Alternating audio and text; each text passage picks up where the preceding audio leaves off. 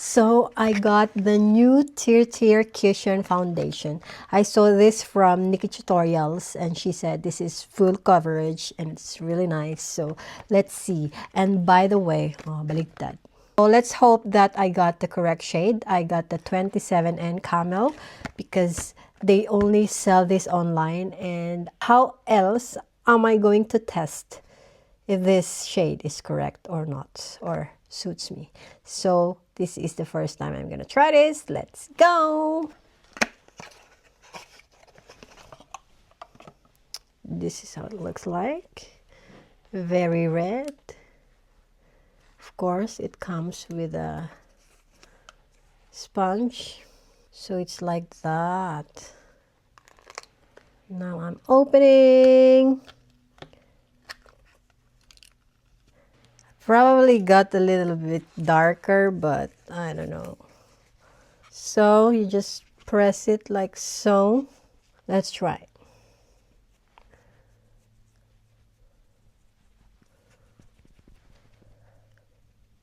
It's very yellow. Oh my god. This is not my shade. Like, look. It's very yellow. It's too yellowish. Parang sinemento ko yung mukha ko ng dilaw, guys. Ba't ganyan? Nagmukha akong Hulk. Nagmukha akong berde. Oh, tingnan nyo siya. This is not my color. Why am I greenish yellow? I look like a dead person. But let's see if we put the contour and blush. So I look like a dead person. See if it would blush, if it's gonna change. It's still yellow. It's yellow. Too yellow for my liking. This is not my shade. So if you guys can't find a tester to find your shade, don't buy this cushion. Because look, girl, ang layo. Oh, ha. Hindi siya nakakaganda. Nasayang ang aking 400 crowns. No, I think I just bought this for 200. So it's 1,000 pesos. Nasayang ang 1,000 ko para dito. Sino may gusto nitong tear na to? Kakaloka, hindi ko kakulay. Ang layo talaga. Oh, girl.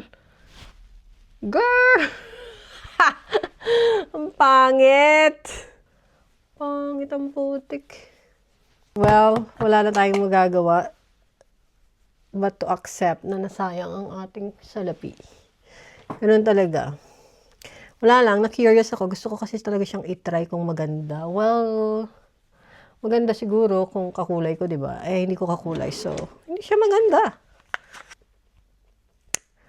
I have no words how to describe this look. This is a sick makeup look, I guess. Well, I guess actually you can use this, guys, if you went on sick leave and you want to look like you were really sick the past few days, then this makeup is good for you. Because mukha talagang may sakit, guys. But ganyan. Oh, nilagyan ko na siya ng eyeshadow. Pero, I don't know, maybe because I know my makeup foundation color. So I kind of still see that it's yellowish, but I'm sure you can see it. Like, just look on the difference on my neck and my face. It's totally different. So, yeah. Ito yung literal na yung nag-makeup ka para gumanda. But instead na gumanda ka, pumangit ka lalo. Ito yun.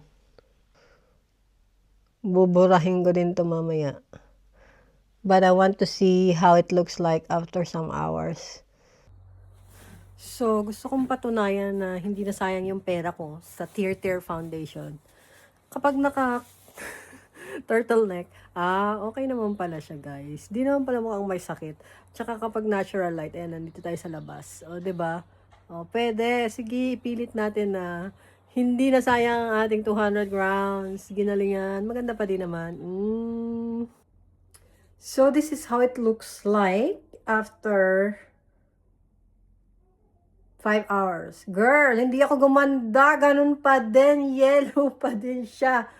Ay, nasayang talaga ang pera ko. Wala na tayong magagawa. Ganyan na talaga siya. Oh, girl, may sakit ka ba, girl?